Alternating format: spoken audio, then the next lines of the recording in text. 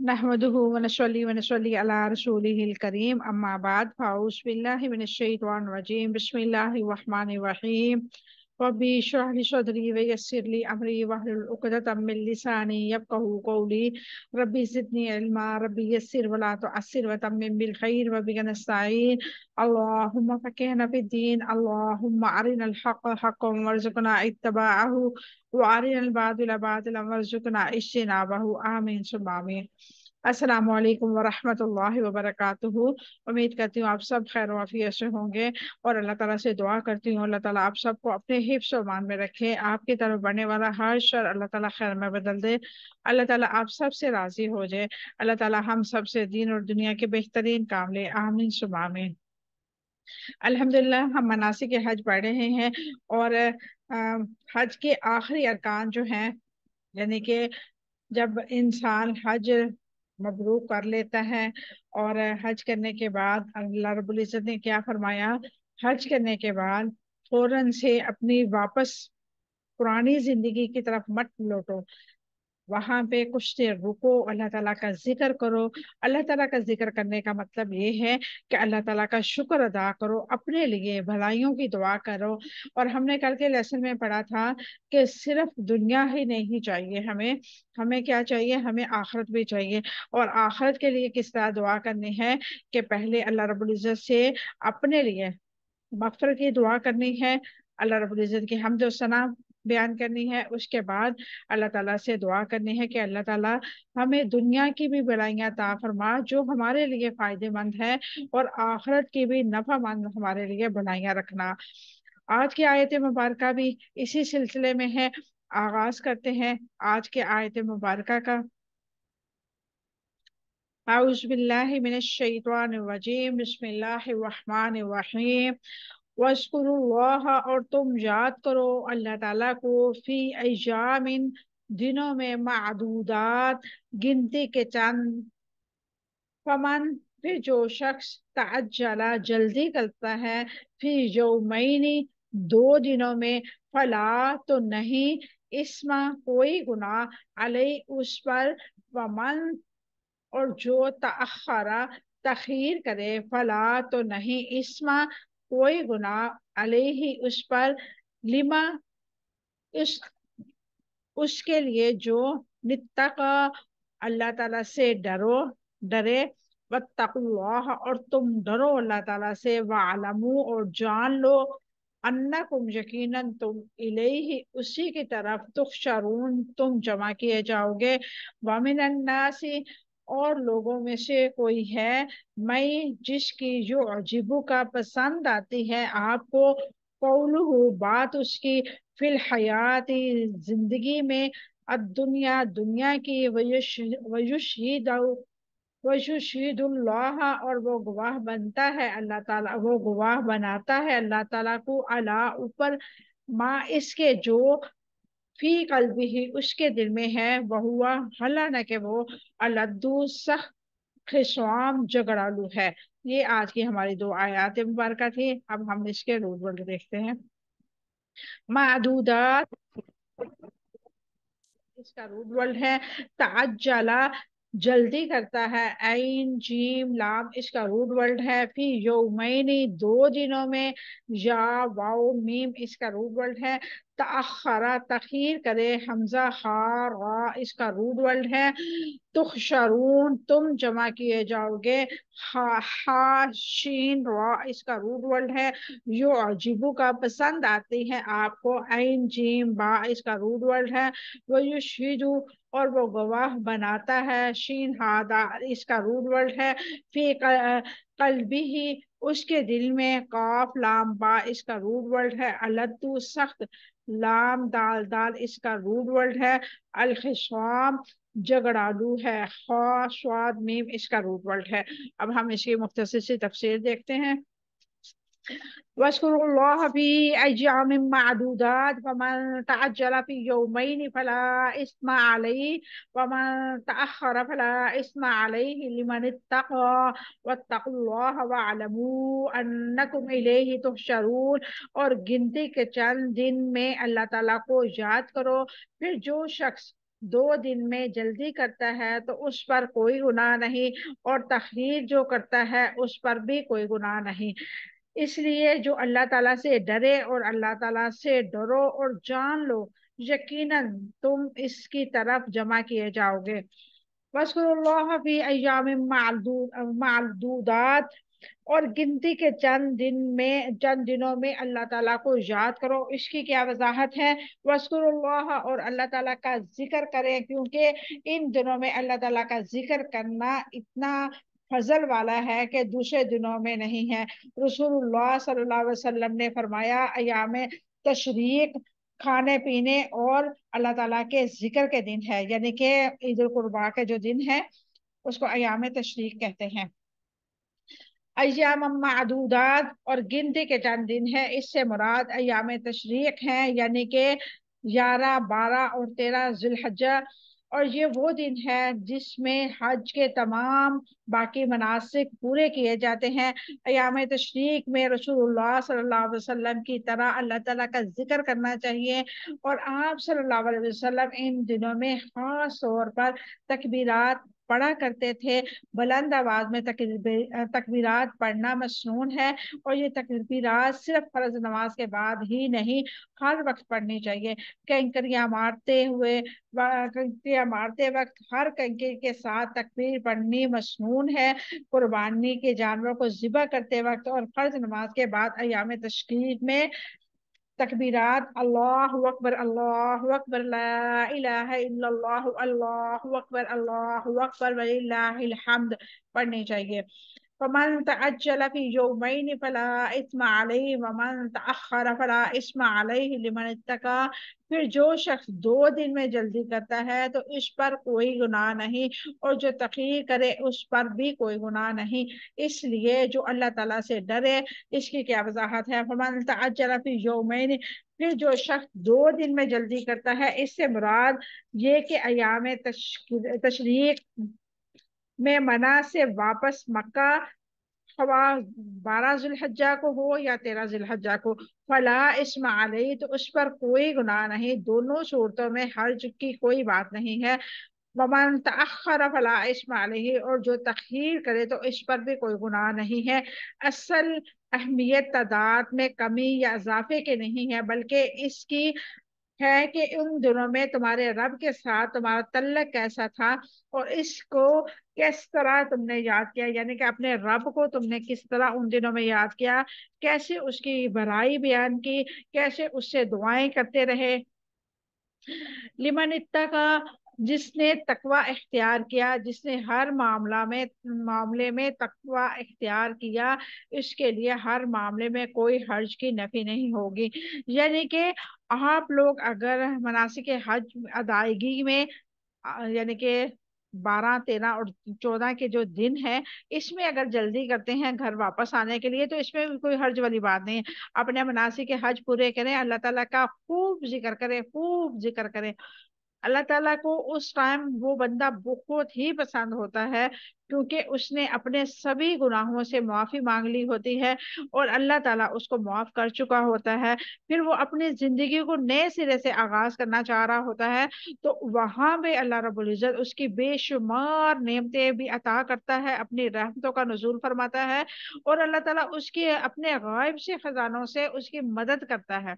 اس کو ہدایت کی طرف چلنے کی جو دشواریاں ہیں، اس میں اللہ رب العزت جو بھی رکاوٹیں آتی ہیں اللہ تعالیٰ اس کو ہٹا دیتا ہے، اس کے لیے دین پہ چلنا آسان کر دیتا ہے، شریعت محمدی پہ چلنا بے حد آسان کر دیتا ہے، کیونکہ اللہ رب العزت انسان کو اس کے گمان کے حساب سے عطا کرتا ہے۔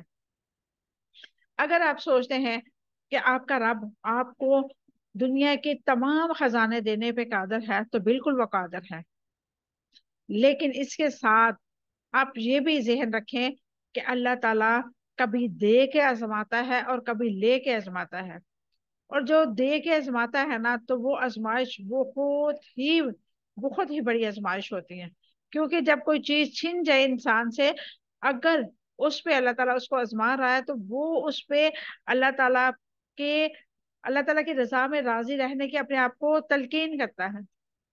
اور جب انسان کو اللہ تعالیٰ بے شمار دنیا کی نعمتیں دیتا ہے، اور پھر وہ رب کو بھول جاتا ہے، تو وہ جو آزمائش ہے وہ بہت ہی بڑی آزمائش ہے۔ اور اللہ تعالیٰ کیا چاہتا ہے کہ میرا بندہ ہمیشہ مجھ سے ڈرتا رہے، ہمیشہ میری بات کو ترجیح دے، میرے حکم کو ترجیح دے، میری ہر بات پہ سمعنا و اطعنا کہے۔ اللہ تعالیٰ کو بہت پسند ہے، نہ چاہتے ہوئے بھی انسان اپنے نفس کو کنٹرول کرنے کی کوشش کرتا ہے، ہر اس معاملے سے اپنے آپ کو بچاتا ہے جو رب کی نافرمانی والا ہوتا ہے۔ ہم دنیا دار لوگ ہیں، ہمارے ساتھ ہزاروں مسائل ایسے ہوتے ہیں جہاں پہ ہم اپنی جو ہے لائن وہ چھوڑ دیتے ہیں۔ دین جو ہے ایک لائن ہے، سیدھی لائن، صراط مستقیم کی جو لائن ہے، کئی دفعہ ہم سے وہ چھوٹ جاتی ہے۔ کیوں چھوٹتی ہے؟ کیونکہ ہم دنیا دار لوگ ہیں، قدم قدم پہ شیطان ہمیں بہکاتا ہے۔ ایسے میں اگر ہم تقوی رکھتے ہیں، اللہ تعالیٰ سے ڈرتے ہیں، اپنے آپ کو بچانے کی کوشش کرتے ہیں، اللہ تعالیٰ سے مدد مانگتے ہیں، تو اللہ تعالیٰ کو وہ بندہ بڑا ہی پسند آتا ہے، بہت زیادہ پسند آتا ہے۔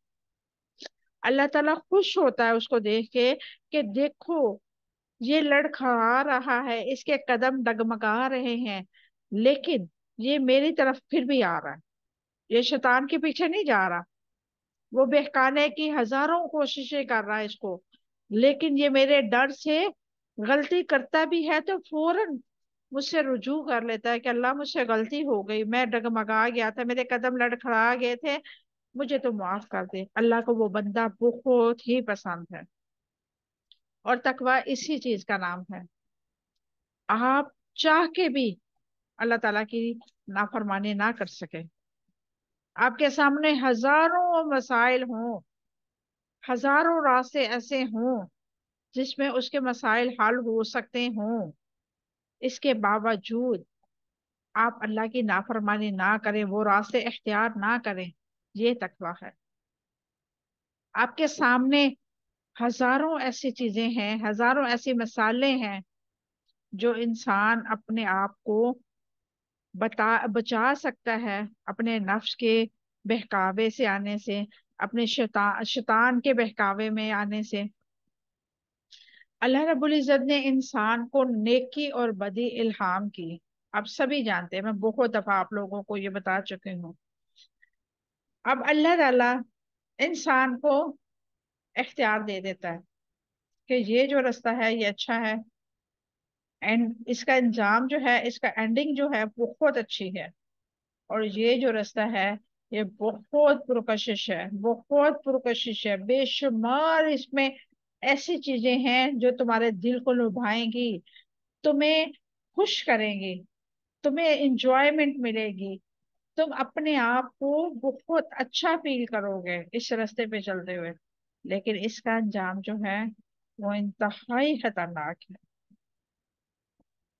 اور جو عقل مند انسان ہوگا نا، وہ یہ راستہ کبھی بھی اپنائے گا نہیں، شارٹ کٹ کبھی بھی نہیں اپنائے گا، وہ اس راستے پہ چلے گا جس کی منزل خوبصورت ہو، جس کی منزل آسان ہو، جس کی منزل پہ رب کی رضا مل رہی ہو، جس کی منزل پہ اللہ تعالیٰ کی خوشنودی مل رہی ہو، جس کی منزل پہ اللہ تعالیٰ کا عرش کا سایہ مل رہا ہو۔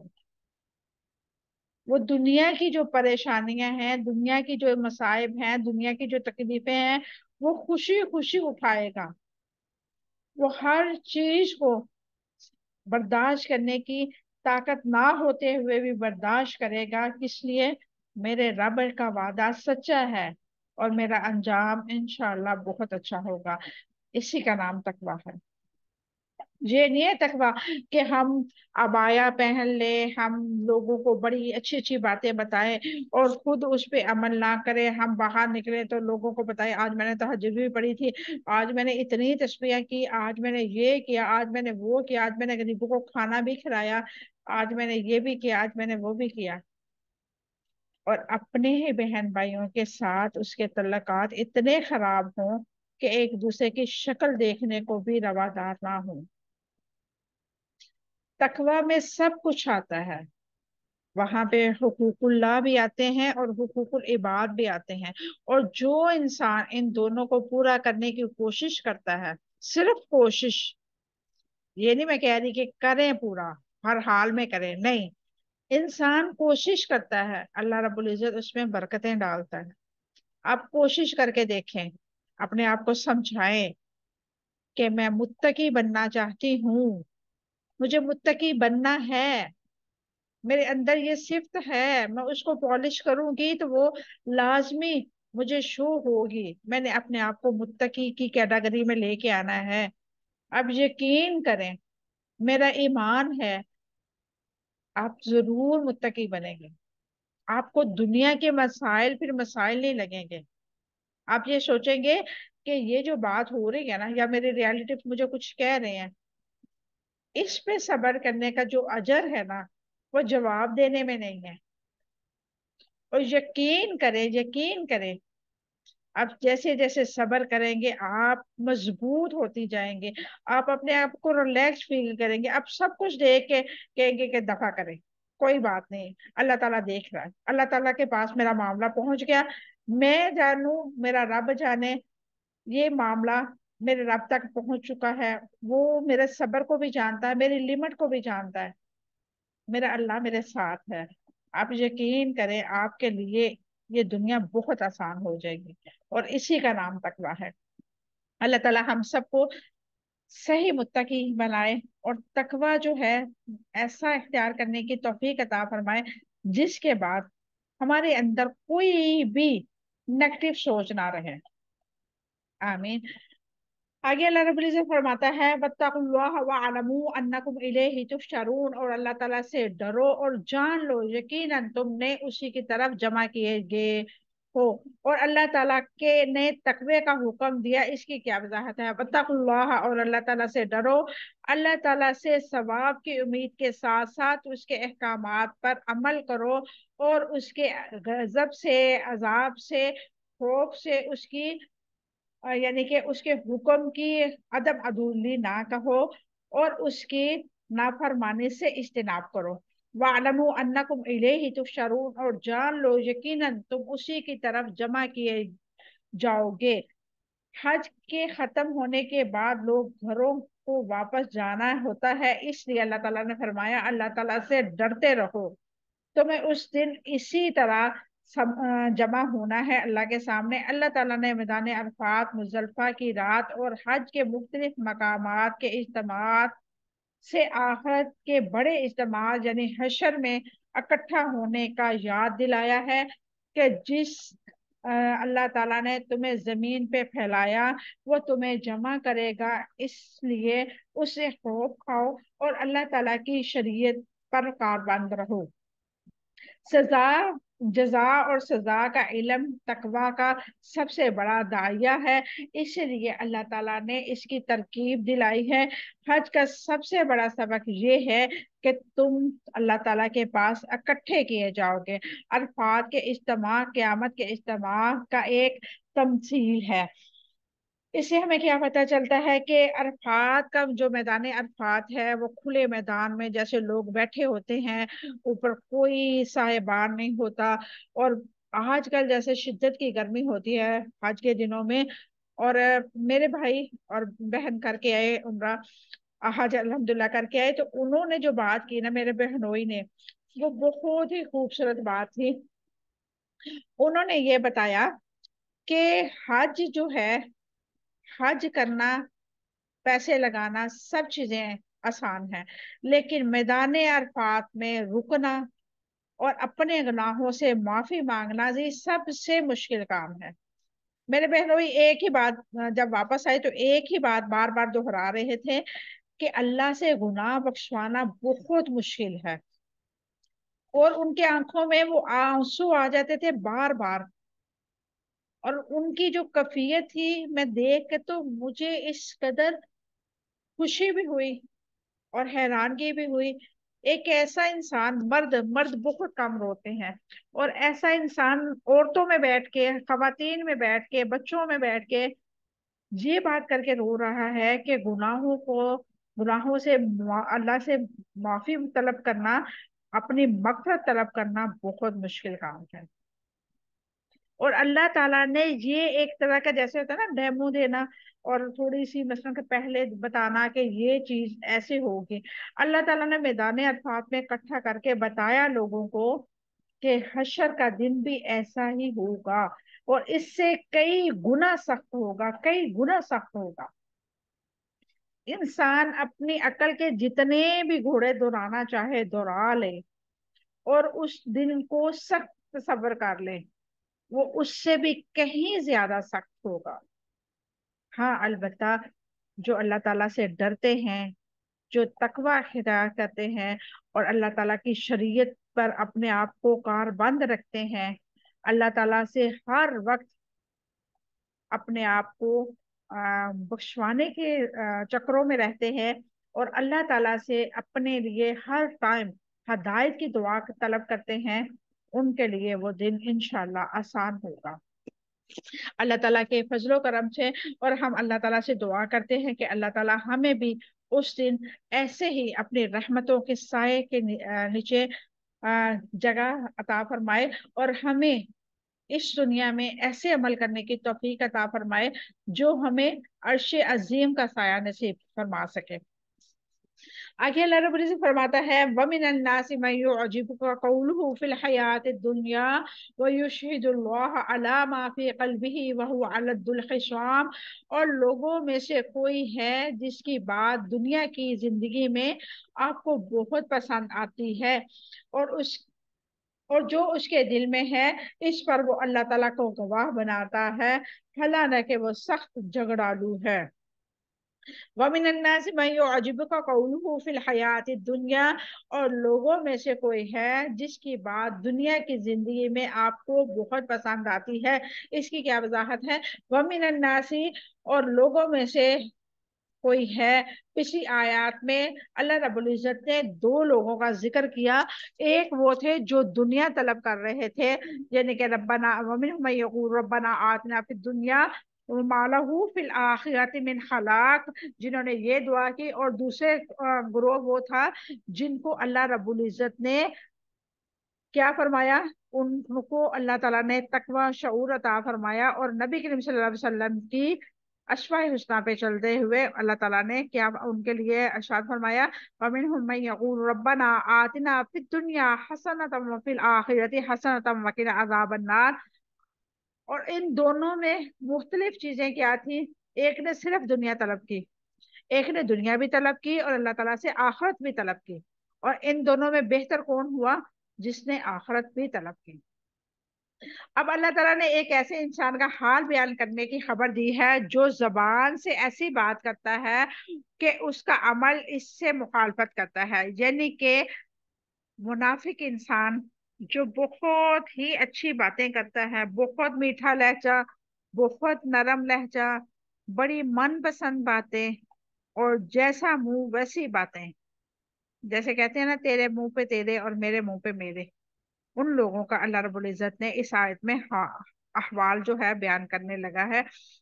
وَمِنَ مَن يُعْجِبُكَ قَوْلُهُ فِي الْحَيَاةِ الدُّنْيَا، جس کی بات دنیا کی زندگی میں آپ کو بہت پسند آتی ہے، یعنی کہ جب بات کرتا ہے تو اس کی بات آپ کو اچھی لگتی ہے اور آپ سمجھتے ہو کہ بڑا نفع مند بات ہے، وہ دنیاوی زندگی اور معاشرت کے بارے میں حیرت انگیز معلومات رکھنے والا ہے۔ آج کل جیسے آن لائن بزنس والے کہتے ہیں نا کہ دنیا میں یہ ہے، دنیا میں وہ، اور وہ ایسی چکنی چپنی باتیں کرتے ہیں، اور بیچارے دیندار لڑکیاں بھی اس جو ہے عذاب میں پھنس چکی ہیں۔ اور مجھے دیکھ کے بڑا دکھ ہوتا ہے کہ اللہ تعالیٰ جب رازق ہے، خالق ہے، مالک ہے، تو پھر ہمیں کیا ضرورت پڑی ہوئی ہے کہ ہم ایسے کاموں میں انوالو ہو جائیں جس پہ اکثر یہ علماء کی یہ فتوے لگا رہی ہے کہ یہ ناجائز ہے، کیونکہ ہر کام کی ایک بنیاد ہوتی ہے، ایک لمٹ ہوتی ہے، ایک طریقہ کار ہوتا ہے، اور ہمیں شریعت سے ہٹ کے کوئی کام بھی اگر ہم کریں گے تو ہمیں وہ فائدہ نہیں دے گی۔ ہم سمجھتے ہیں کہ آن لائن بزنس کر کے چند چیزیں بیچ کے ہم جو ہے اپنے گھر والوں کا یا اپنے ہسبینڈ کا یا اپنی ضروریات زندگی کا سامان خرید لیں گے، تو یہ ان کی بہت بڑی بھول ہے۔ ہاں کچھ اچھی ایپ بھی ہیں، کچھ ایسے لوگ ہیں جو آن لائن بزنس کرتے ہیں، لیکن اس کی جو ہے کیٹیگری بہت ہی انہوں نے تفصیل کے ساتھ بیان کی ہے کہ کس طرح کون سا بزنس جو ہے وہ جائز ہے اور کون سا ناجائز ہے۔ خیر وہ ایک علیحدہ سے ٹاپک ہے، یہاں پہ ہم بات کر رہے تھے منافق کی۔ مسرت پسند لوگوں کی بات کو بہت اچھی لگتی ہے کیونکہ وہ لوگوں کی پسند دیکھ کر بات کرتے ہیں۔ ایسے شخص کے سامنے کوئی مستقل معیار نہیں ہوتا، اس لیے وہ ہمیشہ دوسرے شخص کو متاثر کرنا چاہتا ہے۔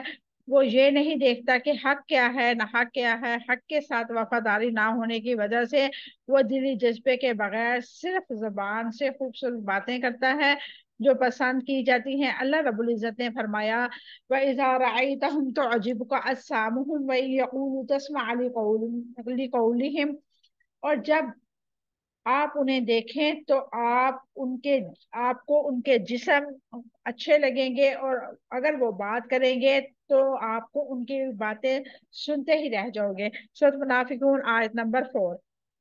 رسول اللہ صلی اللہ علیہ وسلم نے ارشاد فرمایا آخری زمانے میں ایسے لوگ نکلیں گے جو دین کے ذریعے دنیا حاصل کریں گے، اور تواضع ظاہر کرنے کے لیے بھیڑوں کی کھالوں سے کے کپڑے پہنیں گے۔ ان کی زبانیں شکر سے زیادہ میٹھی ہوں گی، ان کے دل بھیڑیے کی طرح ہوں گے۔ اللہ تعالیٰ فرماتا ہے کیا یہ لوگ میرے حلیم سے دھوکا کھاتے ہیں؟ کیا مجھ پر جرات کرتے ہیں؟ میں اپنی قسم کھاتا ہوں کہ میں ان لوگوں پر ان کی ہی میں سے ایسا فتنہ بھیجوں گا جو ان کے ہوش مند عقل والا ہوگا اور ان کو حیران کر دے گا۔ اللہ اکبر کبیرہ۔ کلام انسان کو بلندی بھی عطا کرتا ہے اور پستی بھی عطا کرتا ہے۔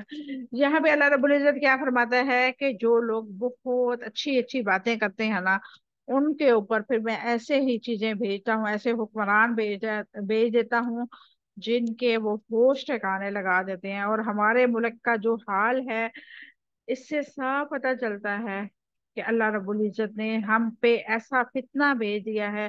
ہمارے حکمرانوں کو اللہ تعالیٰ ہدایت دے، اور جو پاکستان کے حالات چل رہے ہیں، جو غریب ہے وہ غریب سے غریب تر ہوتا جا رہا ہے۔ اللہ تعالیٰ ہم پہ آسانیوں والا معاملہ فرمائے، آمین۔ وَيُشْهِدُ اللَّهَ عَلَى مَا فِي قَلْبِهِ، اور جو اس کے دل میں ہے اس پر وہ اللہ تعالیٰ کو گواہ بناتا ہے۔ اس کی کیا وضاحت ہے؟ وَيُشْهِدُ اللَّهَ، اور وہ اللہ تعالیٰ کو گواہ بناتا ہے۔ مثلا صدی نے کہا کہ وہ کہتا ہے کہ اللہ تعالیٰ جانتا ہے میں سچا ہوں، میرا ارادہ ہے کہ اسلام لے آؤں وغیرہ، یعنی کہ وہ ایسی باتیں کرتے ہیں جیسے آج کے ہمارے کچھ ملائیں حضرات جو ہیں وہ اس طرح کی باتیں کرتے ہیں اپنے پیٹ پوجا کے چکروں پہ، من گڑت چیزیں۔ اور جیسے آج کا ربیع الاول کا مہینہ ہے تو ایک جیسے ہوتا ہے نا کہ آخر اٹھانا، شور شرابہ، جھنڈیاں، یہ وہ سب کچھ، اور کسی نے یہ نہیں کہا کہ نبی کریم صلی اللہ علیہ وسلم کے اسماء الحسنی کو بھی تو پڑھ کے دیکھ لیں۔ نبی کریم صلی اللہ علیہ وسلم نے خوشیاں کس طرح منائی، کس طرح غم منائے؟ نہیں جی، وہ ایک دوسرے کو گالی گلوچ اور پتہ نہیں کیا کیا سوشل میڈیا پہ ہو رہا ہے دین کے نام پہ۔ ہر کوئی یہ کہتا ہے کہ میں سچا ہوں اور میں دین کو صحیح فالو کر رہا ہوں۔ اللہ تعالیٰ ہم سب کو ہدایت دے اور علم نافع عطا فرمائے اور ہمیں دین محمدی پہ چلنے والا بنا دے۔ اللہ معافی قلبی، اور جو اس کے دل میں ہے اس کی وہ خبر دیتا ہے۔ اللہ تعالیٰ جانتا ہے جو کچھ اس کے دل میں ہے اسی کا زبان سے اظہار کر رہا ہوں، حالانکہ وہ اس کے بارے میں جھوٹا ہوتا ہے۔ اگر وہ سچا ہوتا تو اس کی بات اس کے عمل کے مخالفت نہ کرتے، یعنی وہ آپ کے سامنے اسلام کا اظہار کرتے ہیں اور جو اس کے دل میں کفر اور نفاق ہے اللہ تعالیٰ اسے کھول دیتا ہے۔ دو چہروں والے انسان کی قسمیں کھاتے ہیں تاکہ خود کو سچا ثابت کر سکے۔ ان کی جھوٹی قسموں کے بارے میں اللہ رب العزت نے فرمایا جب منافق تمہارے پاس آتے ہیں تو کہتے ہیں میں گواہی دیتا ہوں کہ یقیناً آپ اللہ کے رسول ہے، اور اللہ تعالیٰ جانتا ہے یقیناً آپ اللہ کے رسول ہیں، اور میں گواہی دیتا ہوں یقیناً منافقین جھوٹے ہیں۔ انہوں نے اپنی قسموں کو ڈھال بنا رکھا ہے، پھر وہ اللہ تعالیٰ کی راہ سے روکتے ہیں، یقیناً بہت برا ہے وہ جو کرتے ہیں۔ المنافقون آیت نمبر 12۔ अपनी नेक नीति पर अल्लाह ताला को गवाह ठहराने का मकसद क्या है? मुनाफिक के पास चूंकि किरदार की कोई हुज्जत नहीं होती, इस वजह से हर कदम पर कसम बतौर दलील पेश करने की कोशिश करता है। झूठा आदमी अपनी नफ्सियाती कमजोरी की वजह से समझता है कि मुखातब इसकी बात उस वक्त तक बावर नहीं करेगा जब तक वो इसकी कसम खाकर यकीन ना दिलाए। अपनी नेक नीति पर अल्लाह ताला को गवाह ठहराने का मकसद ये है कि वह अपने खुलूस को में किसी का भी शुबा ना रहे। वह अलद्दुल हिसाम, हालांकि वह सख्त झगड़ालू है। इसका सेब क्या मुराद है? वह अलद्दुल हिसाम, हालांकि वो सख्त झगड़ालू है। अल्लद्दू के मायने हैं टेढ़े के, यानी कि जैसे अल्लाह रब्बुल इज्जत ने फरमाया,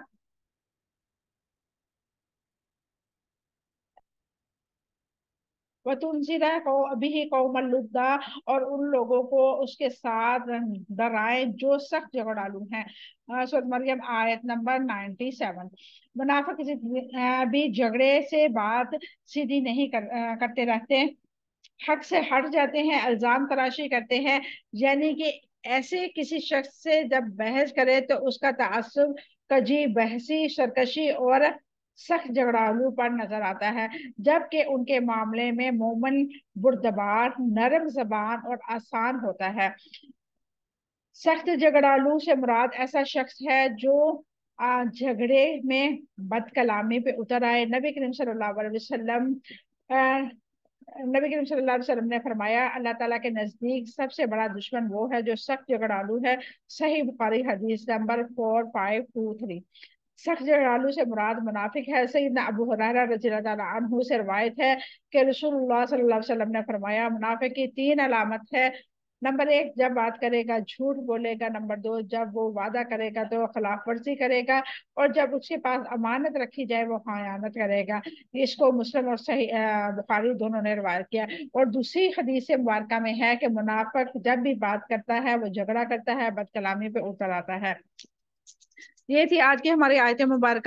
और इससे हमें क्या पता चलता है कि जो इंसान आपके साथ बहुत ज्यादा मीठा है ना, आपके हाँ में हाँ मिलाता है, आप गलत भी कह रहे तो कहते हैं हाँ तुम ठीक हो, तुम ठीक हो, तुमने सही किया, तुमने अपनी देवरानी से झगड़ा किया, तुमने सही किया, तुमने सास को एक की दो सुनाई, वो भी सही किया, तुमने अपनी छोटी बहन के साथ झगड़ा किया, तुमने अपनी अम्मी के साथ बदतमीजी की है, ठीक है ना।